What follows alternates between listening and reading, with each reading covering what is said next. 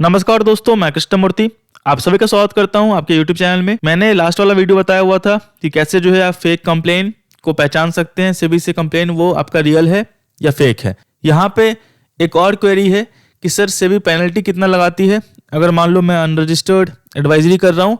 और एक चीज़ बताऊँगा जो मुझे सामने आया है, क्योंकि मैं बात करता रहता हूँ, लोग जो है मेरे से पूछते रहते हैं सर कैसे क्या होगा, तो मुझे चीज़ें जो है समझ में आ रही है, लेकिन बताऊंगा उसका गलती क्या है और चीज़ें जो है कैसे आपके ऊपर जो है भारी पड़ सकता है। यहाँ पे देखो, ये अनरजिस्टर्ड एडवाइजरी का है। मैं नाम नहीं दिखा रहा हूँ क्योंकि फिर मुझे फ़ोन करते हैं सर मेरा नाम आ रहा है, वीडियो हटा लो, तो फिर वो होता नहीं है, वीडियो हटाना पड़ता है, तो आपको जो है इन्फॉर्मेशन नहीं मिल पाएगी। तो यहाँ पे मैं नाम नहीं दिखा रहा हूँ, आप सभी के ऑर्डर्स में देखोगे तो चीज़ें जो है आपको दिख जाएंगी। यहाँ पे देखो, ये बोल रही है यहाँ पे, I note that the noticee का मतलब जिसके ऊपर कंप्लेन हुआ है, receive total credit of amount of 2 Rs ट्यून टू, मतलब 1 करोड़ 23 लाख के आसपास, 24 लाख के आसपास इन्होंने बैंक अकाउंट में लिया था। इसके बाद जो है in the said bank account इतना respectively as advisory fees, these being the proceed of an illegal activity are liable to be refunded so to the respective clients. तो यहाँ पे बोल रहा है कि जितने भी पैसे अपने बैंक अकाउंट में आपने लिए हैं अनरजिस्टर्ड एडवाइजरी के नाम पे, वो एक इलीगल एक्टिविटी है और वो आपको क्लाइंट को रिफंड करने पड़ेंगे। सिंपल। और ये रिफंड जो है वो ऑनलाइन होगा। जो क्लाइंट से पैसे लिए हैं आपके पास रिकॉर्ड है तो उनको आप ट्रांसफर करें, नहीं है तो आपको सेबी के पास जो है पैसे जमा करने पड़ेंगे। पहली बात, यहाँ पे देखो सेबी डायरेक्शन क्या देती है।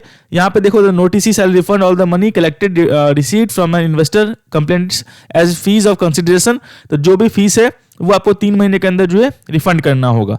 एक और क्वेरी आता है यहाँ पे, सर जो इन्वेस्टर का लॉस हुआ है वो भी रिफंड करना है क्या? नहीं, लॉस जो हुआ है वो आपको रिफंड नहीं करना, जो फीस पे किया इन्वेस्टर वही आपको रिफंड करना है। ये मतलब सिंपल टर्म में समझो, अगर आप सेबी रजिस्टर्ड नहीं हो तो जो पैसे आपने बैंक अकाउंट में लिए हैं वो पूरे के पूरे आपको रिफंड करने पड़ेंगे। एक तो ये हो गया।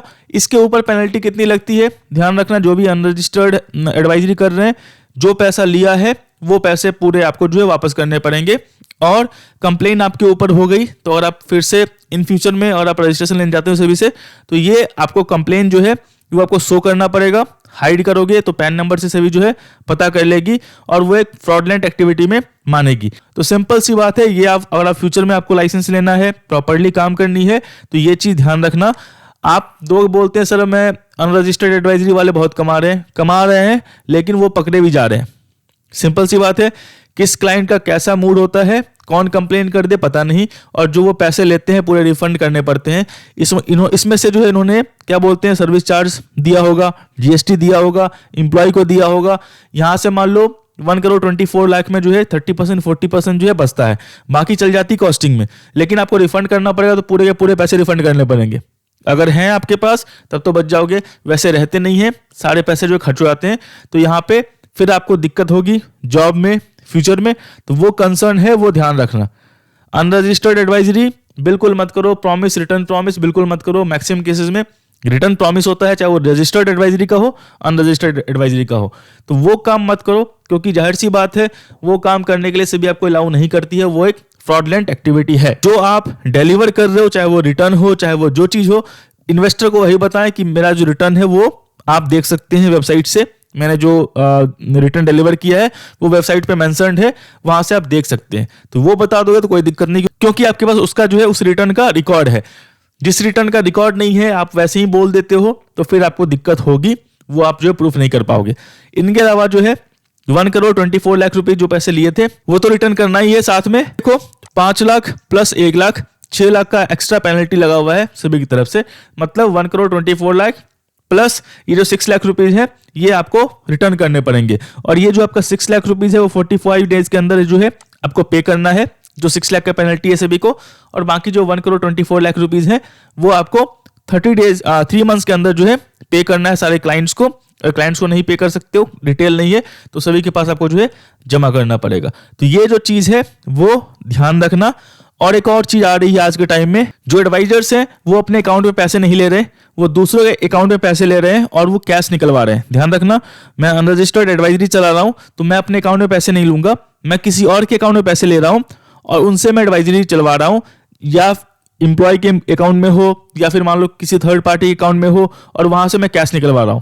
ध्यान रखना, जो परसेंटेज बेसिस पे ये काम कर रहे हैं, या फिर जो कैश निकाल के दे रहे हैं उनके लिए भी रिस्क है और जो ये करवा रहे हैं उनके लिए भी रिस्क है। अगर वो पकड़े गए, जाहिर सी बात है बैंक अकाउंट में पैसे जा रहे हैं तो ट्रेसेबल है, वो पकड़े जाएंगे, तो मतलब उनके ऊपर जो बैंक अकाउंट में पैसे ले रहे हैं उनके ऊपर भी कंप्लेंट होगा, और जो पैसे कैश में निकलवा रहे हैं तो जाहिर सी बात है जो ले रहे हैं वो तो बोलेंगे मैं किसके लिए ले रहा हूँ, और मैं क्या बोलते हैं परसेंटेज बेसिस पे ले रहा हूँ, और बाद में कैश निकाल के किसको दे रहा हूँ, तो दोनों को दिक्कत होगी। जो बैंक अकाउंट में पैसे ले रहे हैं उनको भी, और जो ये चीज करवा रहे हैं परसेंटेज बेसिस पे उनको भी। तो वो ध्यान रखना। अगर आपको लगता है कि मतलब चला कोई और रहा है और मैं बैंक अकाउंट में पैसे ले रहा हूं तो मैं बच जाऊंगा, नहीं, आपके अकाउंट में पैसा आ रहा है तो आप भी फंसोगे, और जो आपको बोल रहा है ये काम करने के लिए वही फंसने वाला है, तो दोनों के ऊपर दिक्कत होगी।